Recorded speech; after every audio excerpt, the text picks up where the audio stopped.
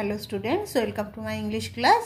আজ আমরা ইংলিশ গ্রামারের ক্লাসে ন্যারেশন চেঞ্জ শিখব। তোমরা যারা নতুন ক্লাসে উঠেছো 9, 10, 8 এই সমস্ত ক্লাসে, এবার তোমাদের ন্যারেশন চেঞ্জ শিখতে হবে এবং এই ন্যারেশন চেঞ্জ তোমরা অনেক দিন পর্যন্ত করবে, বিভিন্ন কম্পিটিটিভ এক্সামেও করবে এবং উঁচু ক্লাসে যত যাবে এবং বিভিন্ন রাইটিং লেখার ক্ষেত্রে সমস্ত ক্ষেত্রেই ন্যারেশন চেঞ্জ কিন্তু আমাদের দরকার। তো চলো আজকে আমরা ন্যারেশন চেঞ্জের একদম প্রথম থেকে শুরু করব যে কিভাবে আমরা ন্যারেশন চেঞ্জ করব। ন্যারেশন চেঞ্জ জিনিসটাই বা কি? ন্যারেশন চেঞ্জ, কথার চেঞ্জ মানে তো পরিবর্তন, তোমরা জানো। ন্যারেশন চেঞ্জ এটা হচ্ছে উক্তি পরিবর্তন। উক্তি মানে কি? আমাদের মুখের কথাটা, আমি একটা বাংলায় সেন্টেন্স লিখছি, তাহলেই মানে বাংলা বাক্য লিখছি, তাহলে বিষয়টা পরিষ্কার হবে তোমাদের কাছে। দেখো, ধরো রাম বলল আমি স্কুলে যাব না। রাম বলল আমি স্কুলে যাব না। এবার রামের কথাটা তুমি তোমার মতো করে বলো। রাম বলল আমি স্কুলে যাব না। তুমি যখন নিজের মতো করে বলছো তোমার কথাটা, তখন কি বলবে? যে রাম বলল যে সে আজ স্কুলে আসবে না। স্কুলে আসবে না। এখানেও যদি তোমাদের ব্যাপারটা পরিষ্কার না হয়, আমি আরও পরিষ্কারভাবে বলছি। ধরো তুমি স্কুলে গেছো, তোমাকে শ্যাম বলল, তোমাকে রামও তোমার বন্ধু, শ্যামও তোমার বন্ধু। শ্যাম তোমার বলছে যে কিরে রাম কি বলল, রাম আজকে স্কুলে আসবে তো? তখন তুমি কি বললে? না, রামের সাথে আমার রাস্তায় দেখা হয়েছে, রাম বলল আমি স্কুলে যাব না। আবার তুমি রামের কথাটাকে নিজের মতো করেও বলতে পারো। সেক্ষেত্রে তুমি কি বলবে? যে রাম বলল যে সে আজকে স্কুলে আসবে না। তাহলে একটা কথা হচ্ছে, দেখো এই যে বাক্যটা বলছো যে রাম বলল আমি স্কুলে যাব না, এটা ঠিক রামের মুখ থেকে এই কথাটাই বেরিয়েছে যে আমি স্কুলে যাব না। So this is called direct speech. তাই এটাকে বলা হয় ডাইরেক্ট স্পিচ, যেটাকে আমরা বাংলাতে বলতে পারি প্রত্যক্ষ উক্তি। ঠিক রামের মুখ থেকে যেটা বেরিয়েছে সেটা হচ্ছে প্রত্যক্ষ উক্তি। এবং যখন রামের কথাটা তুমি নিজের মতো করে বলছো, তো সেটাকে বলা হচ্ছে ইনডাইরেক্ট স্পিচ। তখন সেটাকে বলা হচ্ছে ইনডাইরেক্ট স্পিচ বা পরোক্ষ উক্তি। এই হচ্ছে ব্যাপার। তো আমাদের কি করতে হবে না, ইংলিশে দেয়া থাকবে এই ধরনের ডাইরেক্ট স্পিচ, সেটা থেকে আমাদেরকে মূলত ইনডাইরেক্ট স্পিচে নিয়ে যেতে হবে। কখনো কখনো ইনডাইরেক্ট স্পিচে থাকে, সেটাকে আমাদের ডাইরেক্টে নিয়ে যেতে হবে। তার জন্য কিন্তু অনেক কটা নিয়ম আমাদেরকে শিখতে হবে। এবং কিসের ওপর ভিত্তি করে নিয়মগুলো শিখতে হবে? যে ক্লাসিফিকেশন অফ সেন্টেন্স, বাক্য কয় ভাগে বিভক্ত, প্রত্যেক ভাগের জন্য আলাদা আলাদা নিয়ম আছে। আগে বাক্য ক ভাগে বিভক্ত, বাক্য মানে কি ইংরেজিতে? সেন্টেন্স। আমরা জানি ইংরেজিতে সেন্টেন্স মানে হচ্ছে বাক্য। অর্থের দিক থেকে সেন্টেন্স বা বাক্যকে আমরা 5 ভাগে ভাগ করি। 5 types of sentence, there are 5 types of sentence. তাই তো 5 ভাগে ভাগ করা হয় অর্থ অনুসারে বাক্যকে। এটা কি কি ভাগ হবে? অ্যাসার্টিভ সেন্টেন্স মানে হচ্ছে সাধারণ বিবৃতিমূলক বাক্য। তারপরে হচ্ছে ইন্টারোগেটিভ সেন্টেন্স মানে প্রশ্নবোধক বাক্য, ইন্টারোগেটিভ সেন্টেন্স। তারপরে হচ্ছে ইম্পারেটিভ সেন্টেন্স মানে হচ্ছে আদেশ, অনুরোধ, উপদেশমূলক বাক্য। তারপরে হচ্ছে অপটেটিভ সেন্টেন্স মানে ইচ্ছাসূচক বাক্য। তারপরে হচ্ছে এক্সক্লামেটরি বাক্য বা আবেগসূচক বাক্য। এই প্রত্যেকটা বাক্যের ন্যারেশন চেঞ্জের নিয়মগুলো আলাদা। আমরা তাহলে ধীরে ধীরে একটা একটা করে, ধরো অ্যাসার্টিভ সেন্টেন্সের ন্যারেশন চেঞ্জের কী নিয়ম সেটা শিখবো, তারপরে ইন্টারোগেটিভ সেন্টেন্সের কী নিয়ম সেটা শিখবো এবং তার সাথে প্র্যাকটিস করবো। এর জন্য আমাদের কয়েকটা ভিডিও দরকার হবে। তো আমরা আজকে শুরু করছি, একদম বেসিক প্রথম থেকে ন্যারেশন চেঞ্জটা শুরু করছি। দেখো, তার আগে একটা আমি সেন্টেন্স লিখি, না হলে তোমাদেরকে বোঝানো তা সম্ভব না। ধরো, the man shed I am an Indian। এই যে এটা লিখলাম, এটা ডাইরেক্ট স্পিচ, বুঝতে পারছো? দ্য ম্যান সেড, লোকটা বলল আই অ্যাম অ্যান ইন্ডিয়ান, আমি একজন ভারতীয়। তো এটা বুঝতে পারছো, এটা এই যে ইনভার্টেড কমার মধ্যে আছে, এই জিনিসটাকে বলা হচ্ছে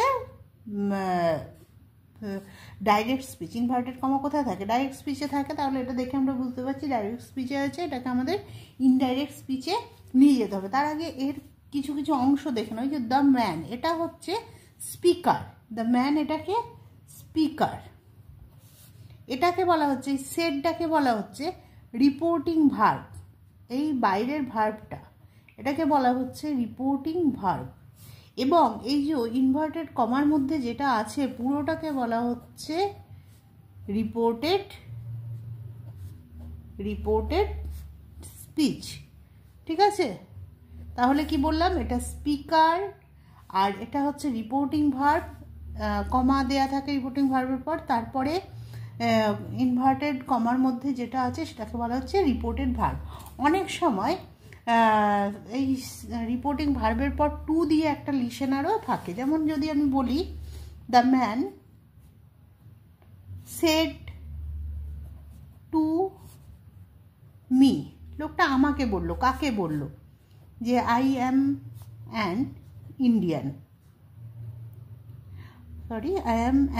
ইন্ডিয়ান, সেটা তাহলে সেক্ষেত্রে এই মিটা হয়ে যাবে। এটা তো দ্য ম্যানটা তো দেখছো স্পিকার, সেটটা কি বললাম? Reporting verb.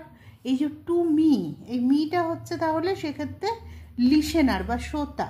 ঠিক আছে, সেটা হচ্ছে লিসেনার, আর এটা পুরোটা হচ্ছে রিপোর্টেড স্পিচ। এই হচ্ছে এর অংশ। এবার একটা জিনিস তোমাদের খেয়াল রাখতে হবে, আমি এখানে দেখো সেড লিখেছি।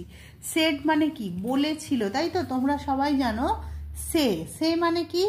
বলা, মানে এটা প্রেজেন্ট টেন্সে সে বা সেজ। সে মানে বলা, যদি থার্ড পারসন সিঙ্গুলার নাম্বার হয়। প্রেজেন্ট ইনডিফিনাইট টেন্সে কি হয়? ভার্বের সাথে এস যুক্ত হয়, তাই সেজ। শেষ মানেও বলা। তার মানে এই দুটো জিনিস সে বা সেজ থাকলে আমরা বুঝবো যে এটা বাইরের এই অংশটা হচ্ছে কিসে আছে না? প্রেজেন্টে আছে। কিন্তু যদি সেড থাকে, যেমন আগে দুটো বাক্য লিখেছি, তার মানে হচ্ছে এটার কথার অর্থ হচ্ছে বলেছিল, এটার কথার অর্থ হচ্ছে বলেছিল। তো এটা তার মানে পাস্ট টেন্সে আছে। তাহলে এটা বা সে বা সেজ থাকা মানে বুঝবো যে এটা প্রেজেন্টে আছে, আর সেড মানে আমরা বুঝবো এটা পাস্ট টেন্সে আছে। এই দুটো জিনিস আমাদের মনে রাখতে হবে। সে বা সেজ থাকলে প্রেজেন্টে আছে, সেড থাকলে পাস্ট টেন্সে আছে। তাহলে আমি এখানে দুটো বাক্যই লিখেছি আমাদের পাস্ট টেন্সে আছে। এটা আমি কিভাবে চেঞ্জ করব সেটা দেখো। এবার এটা বলে রাখছি যে এটা অ্যাসার্টিভ সেন্টেন্স। অ্যাসার্টিভ সেন্টেন্স মানে সাধারণ বিবৃতিমূলক বাক্য। লোকটা বললো আমি একজন ভারতীয়, তাহলে এটা সে সাধারণভাবে বলছে, কোনো এর মধ্যে প্রশ্ন বা আদেশ, অনুরোধ, উপদেশ ইত্যাদি কিচ্ছু নেই। তাই so this is an assertive sentence. তো এই সেন্টেন্স কিভাবে চেঞ্জ করব দেখো। দ্য ম্যান সেড, তো দ্য স্পিকারটা যেমন আছে তেমনই থাকবে। দ্য ম্যান সেটটা, রিপোর্টিং ভার্বটা যা আছে তাই বসে যাবে। সেট কমা আর ইনভার্টেড কমা উঠে গিয়ে অ্যাসার্টিভ সেন্টেন্সের ক্ষেত্রে দ্যাট ইউজ হয়। তাহলে কমা আর ইনভার্টেড কমা উঠে গিয়ে কি বললাম? অ্যাসার্টিভ সেন্টেন্সের ক্ষেত্রে দ্যাট ইউজ হয়। তাহলে দ্যাট বসাচ্ছি, দ্য ম্যান সেড দ্যাট। এবার লোকটা বলছে আমি, আইটা কি হয়ে যাবে? আমরা যখন তাহলে নিজেদের মতো করে বলতে যাব, তখন সেটা কি বলবো? যে লোকটা বলছে যে সে বা তিনি বা সে মানে ইংরেজি কি? তাহলে হি, তাই তো? তাহলে দ্য ম্যান সেড দ্যাট, আইটা হয়ে গেল, তাহলে কি হয়ে যাবে? আইটা হি, দ্যাট হি। এবার এরপরেই কি দেওয়া আছে দেখো, অ্যাম দেওয়া আছে। অ্যামটা ভার্ব, তাহলে ভার্বটা বসাবো। কিন্তু হি এর পরে অ্যাম কি বসে না, তাই তো? হি এর পরে অ্যামটা কার পরে বসে? আই ছিল বলে অ্যামটা বসেছিল। হি এর পরে তো অ্যাম বসবে না, কি বসাবো? হি এর পরে কি বসে? হ্যাঁ ঠিক বলেছো, হি এর পরে ইজ বসে। কিন্তু এখানে একটা কিন্তু আছে না, বাইরের এই রিপোর্টিং ভার্বটা যে টেন্সে থাকবে, রিপোর্টেড স্পিচটা আমি যখন ইনডাইরেক্ট সেন্টেন্সে লিখবো তখন আমার সেই টেন্সে করে দিতে হবে। তো আমি আগেই বলেছি সেড আছে, তার মানে এটা কোন টেন্স আছে? পাস্ট টেন্স আছে। তাহলে রিপোর্টিং ভার্বটা দেখতে পাচ্ছি পাস্ট টেন্সে আছে, তাহলে আমাকে রিপোর্টেড স্পিচটাও কিন্তু পাস্ট টেন্সেই করে দিতে হবে। তাহলে হি এর পরে ইজও কিন্তু আমি বসাতে পারবো না, কেননা আমাকে পাস্ট টেন্সে বসাতে হবে। ইজটা কি? একটা বি ভার্ব, মানে অ্যাম ইজ আর, এটা দেখে নাও, অ্যাম বা ইজ বা আর এদেরকে বলা হয় বিভার্ব। এরা হচ্ছে প্রেজেন্ট টেন্সের বিভার্ব। অ্যাম ইজ আর এরা হচ্ছে প্রেজেন্ট টেন্সের বিভার্ব। আর পাস্ট টেন্সের বিভার্ব কি কি? ওয়াজ বা ওয়ার, পাস্ট টেন্স। এরা হচ্ছে পাস্ট টেন্সের বিভার্ব। তো আমাকে এখন বিভার্বই ইউজ করতে হবে। কেন? এখানে একটা বিভার্ব ছিল, তাই হি এর পরে আমাকে বিভার্বই ইউজ করতে হবে। কিন্তু সেটা প্রেজেন্ট টেন্সের বিভার্ব দিলে চলবে না, যেহেতু বাইরের রিপোর্টিং ভার্বটা পাস্ট টেন্সে ছিল। তাহলে আমাকে পাস্ট টেন্সের বিভার্ব ইউজ করতে হবে। পাস্ট টেন্সের বিভার্ব কোনগুলো? ওয়াজ, ওয়ার। হি এর পাশে কি ওয়ার বসে? না, বসে না। তাহলে হি এর পাশে কি বসে? ওয়াজ বসে। তাহলে আমি হি এর পাশে ওয়াজটাই বসাতে পারবো। তাহলে he was, the man said that he was. এবার বাকি যা আছে তাই, an Indian. The man said that he was an Indian. বোঝা গেল আশা করি যে ডাইরেক্ট থেকে কিভাবে আমরা ইনডাইরেক্টে যাচ্ছি। এটা একটা শুরু, আমি তোমাদের একটা বেসিক আইডিয়া দিচ্ছি, কিন্তু আরও ডিটেলসে অনেক আলোচনা করতে হবে আমাদেরকে পুরো ন্যারেশনটা ভালোভাবে বোঝার জন্য। দেখো পরের সেন্টেন্সটা দেখো, একই রকম লিখেছি, একটাই পার্থক্য শুধুমাত্র রেখেছি। The man said to me I am an Indian. এই যে এখানে রিপোর্টিং ভার্বটা সেড ছিল, এখানে আবার একটা লিসেনার দিয়ে দিয়েছি, সেড টু। তো সেক্ষেত্রে কি হবে? যেমন স্পিকার সবসময় একই থাকবে, কোনো পরিবর্তন হবে না। The man said to, said থাকলে শেডটা বসিয়ে দেব। যেমন আগের সেন্টেন্সে রিপোর্টিং ভার্ব সেড ছিল, শেডটা বসিয়ে দিয়েছি। কিন্তু যেখানে সেড টু আছে সেটা হয়ে যাবে কি? টোল্ড। টোল্ড, সেড টু উঠিয়ে আমি কি বললাম? টোল্ড। মিটা বসে যাবে, কমা ইনভার্টেড কমা উঠে যেমন নিয়ম তেমন দ্যাট বসলো, দ্যাট। এবার ওখানটা যেমন তেমনই হবে, আইটা হয়ে যাবে হি, অ্যামটা হয়ে যাবে ওয়াজ। কেননা এখানে সেড পাস্ট টেন্সে ছিল, তাহলে পাস্ট টেন্সের বিভার্ব ইউজ করব, that he was an Indian. তাহলে আনসারটা হয়ে গেল হি ওয়াজ অ্যান ইন্ডিয়ান। আবার এই সেন্টেন্সটাই আমি তোমাদেরকে একবার প্রেজেন্ট টেন্সে করে দেখাই, চলো। মানে ধরো এখানে লেখা রইল একইভাবে সেন্টেন্সটা, the man says that, sorry, Sage comma inverted comma উঠিয়ে লেখা রইল আই অ্যাম অ্যান ইন্ডিয়ান। তাহলে সেটা কি হবে? এটা তার মানে সেজ মানে বুঝতে পারছো প্রেজেন্ট টেন্স। আমি তোমাদের দেখিয়েছিলাম যে সেজ মানে প্রেজেন্ট টেন্স। তাহলে বুঝতে পারছো যে রিপোর্টিং ভার্ব প্রেজেন্ট টেন্স, আমাকে এটাও কিন্তু প্রেজেন্ট টেন্সেই রাখতে হবে। সেক্ষেত্রে কিন্তু আর ওয়াজ হবে না। দেখো ব্যাপারটা বলছি, the man says, comma inverted comma উঠালাম, অ্যাসার্টিভ সেন্টেন্সে দ্যাট বসলো, দ্য ম্যান সেজ দ্যাট। আইটা যেমন হি হর হয়ে গেল, সেজ দ্যাট হি। তাহলে এখানে কিন্তু আমরা আগেরগুলোতে ওয়াজ করেছিলাম, কেননা বাইরেটা পাস্ট টেন্স ছিল বলে ভিতরটাও আমি পাস্ট টেন্স করেছি। এখানে প্রেজেন্ট আছে, আমাকে এখানে প্রেজেন্টই রাখতে হবে। কিন্তু হি এর পরে অ্যাম তো বসবে না। প্রেজেন্ট টেন্সের বিভার্ব কি কি? অ্যাম ইজ আর প্রেজেন্ট টেন্সের বিভার্ব। তাহলে হি এর পরে আমি ইজ বসাতেই পারি, এটাও তো বিভার্ব প্রেজেন্ট টেন্সের। হয়ে গেল হি ইজ অ্যান ইন্ডিয়ান, এটাই হয়ে যাবে উত্তর। তাহলে বুঝতে পারলে শেষ বা সে থাকলে কি করবে আর সেড থাকলে কি করবে। তবে বেশিরভাগ ক্ষেত্রেই আমরা যখন করব দেখবে সেড দিয়েই দেওয়া আছে, তাই আমাদেরকে রিপোর্টিং ভার্ব অনুযায়ী রিপোর্টেড স্পিচটা ইনডাইরেক্ট সেন্টেন্সে চেঞ্জ করে করে বসাতে হবে। অনেক কটা নিয়ম আছে, আস্তে আস্তে সেগুলো বুঝতে পারবে। তাহলে দেখো আমরা এখানে কয়েকটা সেন্টেন্স নিয়ে নিয়েছি, সেগুলো চেঞ্জ করব করে নিয়মগুলো আরও ভালো করে বুঝবো। দেখো, he said I am sorry, সে বলল আমি দুঃখিত। ন্যারেশন চেঞ্জের সময় চেষ্টা করবে যে বাংলার মানেটা মানে একটু বুঝে নিতে রিপোর্টেড স্পিচে, তাহলে কিন্তু করতে সুবিধা হবে। কেননা বক্তার কথাটা তুমি নিজের মতো করে ভাববে এবং তারপর সেটা করবে, তাহলে একদম নির্ভুল হবে। He said I am sorry, সে বলল আমি দুঃখিত। তার মানে কি? সে বলল যে সে দুঃখিত। তাহলে কি হবে? He shed. তাহলে আমরা কি করছি? স্পিকারটা যেমন আছে থাকলাম সেটাই রাখবো, কোনো চেঞ্জ হবে না স্পিকারে। রিপোর্টিং ভার্বের কোনো চেঞ্জ হবে না যদি শুধুমাত্র শেড থাকে। আর শেড টু থাকলে কি হবে? হ্যাঁ, টোল্ড হয়ে যাবে শেড টু থাকলে। কমা ইনভার্টেড কমা উঠিয়ে কি হবে? দ্যাট বসবে, দ্যাট বসালাম। এগুলো হচ্ছে অ্যাসার্টিভ সেন্টেন্সের নিয়ম। এবার আই, আমি, সে বলছে আমি, তুমি কি বলবে? সে বলছে যে সে।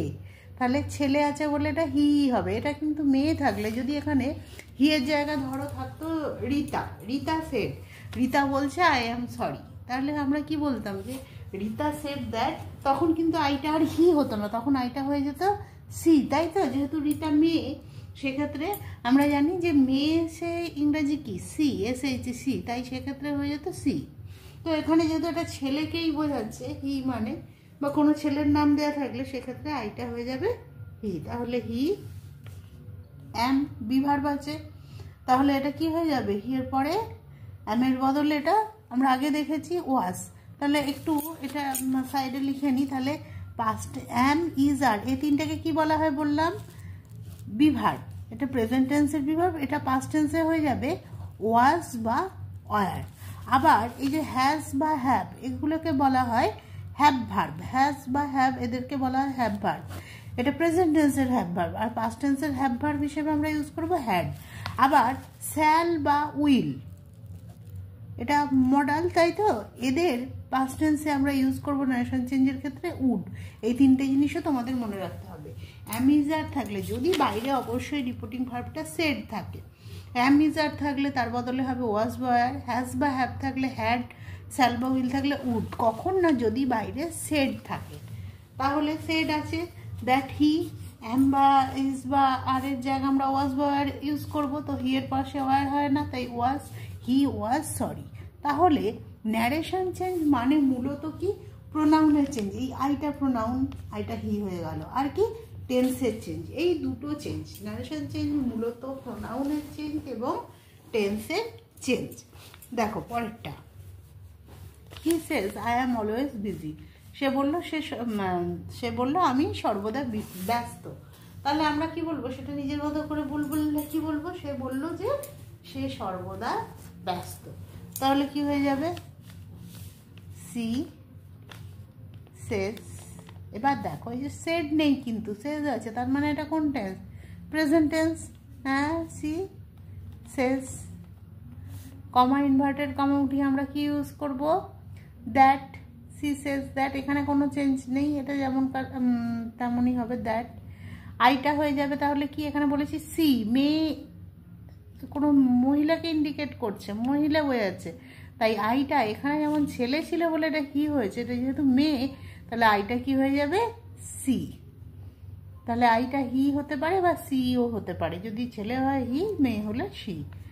তাহলে অ্যাম আছে, এখানে কি হবে? যেহেতু প্রেজেন্ট টেন্স, প্রেজেন্ট টেন্সেরই বিভার্ব বসাবো is. She is always busy. তাহলে আনসারটা হলো she says that she is always busy. তিনেরটা, you said it has been raining. তুমি বললে যে ইট হ্যাজ বিন রেনিং, বৃষ্টি হয়ে চলছে। তাহলে তুমি বললে যে বৃষ্টি হচ্ছে।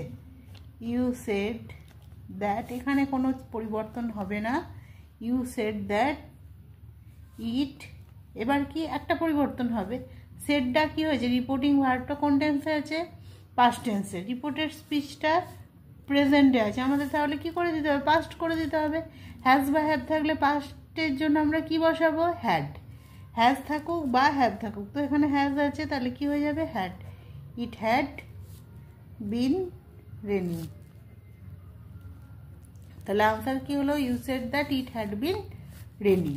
চারটা দেখো, Rahul said I am playing cricket. Rahul বলল যে আমি ক্রিকেট খেলছি। তাহলে আমরা কি করব? যে রাহুল বলল যে সে ক্রিকেট খেলছে, তাহলে Rahul.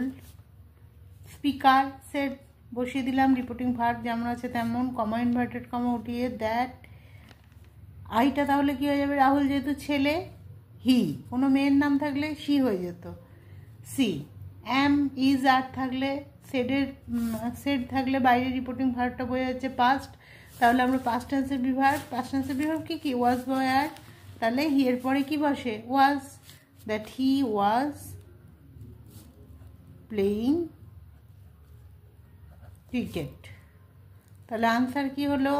Rahul said that he was playing cricket. Mita said I have done my work. Mita বললো যে আমি আমার কাজ করেছি। তাহলে এটাকে এবার নিজের মতো করে আগে বলে নিই, তাহলে সুবিধা হবে। মিতা বলল যে আমি আমার কাজ করেছি। বলো, নিজেরা বলার চেষ্টা করো যে এটা কি হবে? যে মিতা বলল যে কি সে তার কাজ করেছে। এখানে কিন্তু দুটো প্রোনাউনের চেঞ্জ হবে, দেখো এই যে আই প্রোনাউন চেঞ্জ হবে, মাই প্রোনাউন চেঞ্জ হবে। তাহলে আরেকবার বলছি শোনো ব্যাপারটা।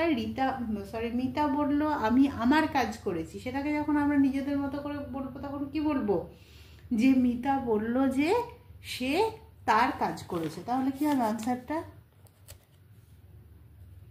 Mita said, comma inverted comma উঠিয়ে কি হবে, দ্যাট। আইটা তাহলে যেহেতু মিতা আছে তাহলে মেয়েকে বোঝাচ্ছে, তাই আইটা হয়ে যাবে সি, দ্যাট সি। আচ্ছা হ্যাভ আছে, বাইরে সেড পাস্ট টেন্স, তাহলে এটাকেও আমাদের পাস্ট করতে হবে। হ্যাভ হ্যাজের পাস্ট হিসেবে আমরা কি ইউজ করব, হ্যাড। তাহলে হ্যাড বসাই, দ্যাট সি হ্যাড ডান। আমি আমার, আমরা সেটাকে কি বলে দেবো, সে তার। মেয়ে তার ইংরাজি হচ্ছে হার। ছেলে তার হলে হতো হিজ, HIS হিজ মানে ছেলে তার, HE আর হার মানে মেয়ে তার। তো যেহেতু মিতা একজন মেয়ে, তাই মেয়ে তার ইংরাজি আমরা কি ইউজ করব, হার। Had done her work. তাহলে আনসারটা কি হলো, Mita said that she had done her work. এবার 6টা দেখো, he said to me I know your brother. সে আমাকে বললো যে আমি তোমার ভাইকে চিনি। তাহলে কি হবে, হি, স্পিকারের তো কোনো চেঞ্জ হবে না। সেড ডু থাকলে আমি একটু আগেই তোমাদের বুঝিয়েছি কি হবে বলো, হি সেড ডু থাকলে সেটা অবশ্যই টোল্ড হয়ে যাবে, ব্যাস টোল্ড, কিন্তু পাস্ট টেন্স বোঝা যাচ্ছে। লিসেনারতে যা আছে তাই থাকবে me, he told me. Comma inverted comma উঠিয়ে কি হবে, দ্যাট। সে আমাকে বলল আই নো ইউর ব্রাদার, আমি তোমার ভাইকে চিনি। আই নো ইউর ব্রাদার, আমি তোমার ভাইকে চিনি। তাহলে সে আমাকে বলল যে সে আমার ভাইকে চেনে। তাহলে আইটা কি হয়ে যাবে, হি। এবার দেখো এখানে তো তোমরা বলবে অ্যামিজারও নেই, হ্যাজারও নেই। অ্যামিজার থাকলে না ওয়াজ ওয়ার করে দিতাম, হ্যাজার থাকলে না হয় হ্যাড করে দিতাম। তাহলে কি হবে, এখানে নেই তো কি হয়েছে, ওরা তো অক্সিলারি। এখানে কি আছে, এটা ডু ভার্ব আছে, দেখো নো, নোটা ডু ভার্ব। অ্যামিজার থাকলে যেমন ওয়াজ ওয়ার করবো, হ্যাজার থাকলে যেমন মানে হ্যাড করবো, তেমনি কোনো ডু ভার্ব থাকলে তার পাস্ট টেন্স করে দেবো। ডু ভার্বের ডু ভার্ব কোনগুলো, ইট, রান, প্লে, মানে যে কোনো ধরনের কিছু কাজ করা আর কি। সি, এগুলো প্রত্যেকটাকেই বলা হয় ডু ভার্ব। যেখানে অক্সিলারি নেই তখন সরাসরি এই ডু ভার্বের পাস্ট টেন্স বসিয়ে দেবো, অর্থাৎ নোটাও ডু ভার্ব, এর পাস্ট টেন্স বসিয়ে দেবো, যেহেতু বাইরেটা পাস্ট টেন্সে আছে, মানে রিপোর্টিং ভার্বটা যেহেতু পাস্ট টেন্সে আছে এর পাস্ট টেন্স বসিয়ে দেবো। তাহলে হি, নো এর পাস্ট টেন্স কী হবে, নিউ। এবার আমার ভাই, এটা কি হয়ে যাবে, সে আমাকে বলল আমি তোমার ভাইকে চিনি। তাহলে আমি কি বলবো, যে সে আমাকে বলল যে সে আমার ভাইকে চেনে। তাহলে আমার, হি নিউ, ইয়োরটা হয়ে যাবে মাই, হি নিউ মাই ব্রাদার। তাহলে এই কটা আমরা করলাম আজকে। কি কি আমরা এর থেকে শিখলাম, যে অ্যাসার্টিভ সেন্টেন্স, আমরা মূলত অ্যাসার্টিভ সেন্টেন্স নিয়ে আজকে করেছি। তাই অ্যাসার্টিভ সেন্টেন্সেরই নিয়মগুলো, রুলসগুলো কি কি দেখলাম। তাহলে প্রথমে স্পিকার যেমন থাকে স্পিকারকে বসাবো, প্রথমে স্পিকার বসাবো। তারপরে কি দেখব, দেখব কোন টেন্সে আছে, দেখব কোন টেন্সে আছে, মানে যেভাবে করব আমরা সেভাবে আমি বাংলাতে পুরোটা লিখছি। দেখব কোন টেন্সে আছে। সে বা সেজ মানে কোন টেন্স, প্রেজেন্ট টেন্স, তাই তো। সে বা সেজ মানে প্রেজেন্ট টেন্স, আর সেড মানে হচ্ছে পাস্ট টেন্স, এটা আমরা বুঝে যাব। তারপরে কি 3 নম্বরে কমা, ইনভার্টেড কমা তুলে কি বসাবো, অ্যাসার্টিভ সেন্টেন্সের ক্ষেত্রে দ্যাট বসাবো। তারপরে কি মানে প্রোনাউনের চেঞ্জ হবে, মানে আই থাকলে হি বা শি হচ্ছে, প্রোনাউনের চেঞ্জ হবে। তারপরে কি করব না, টেন্সের চেঞ্জ করব, সেগুলো অবশ্যই পড়ে বুঝে টেন্সের চেঞ্জ করব, ব্যাস তাহলেই হয়ে যাবে আমাদের ন্যারেশন চেঞ্জ অ্যাসার্টিভ সেন্টেন্সের। তবে আমি তোমাদের বলছি এখনও কিন্তু আমাদের পুরো অ্যাসার্টিভ সেন্টেন্সের সব নিয়ম এখনও শেষ হয়, মানে শেখা হয়নি। আমরা আবার পরের ভিডিওতে অ্যাসার্টিভ সেন্টেন্সের আর বাকি নিয়মগুলো নিয়ে আলোচনা করব, আরও কী কী নিয়ম আছে এবং আরও একটু প্র্যাকটিস করব, তবেই আমরা অ্যাসার্টিভ সেন্টেন্সটা পুরোটা শিখতে পারবো। আজ আমরা এ পর্যন্তই আলোচনা করলাম। আশা করি ভিডিওটা তোমাদের কাজে লেগেছে। যদি ভালো লেগে থাকে তোমরা কমেন্ট করে জানিও। তাহলে পরের ভিডিওতে আমরা অ্যাসার্টিভ সেন্টেন্সের বাকি পার্টটা আলোচনা করব।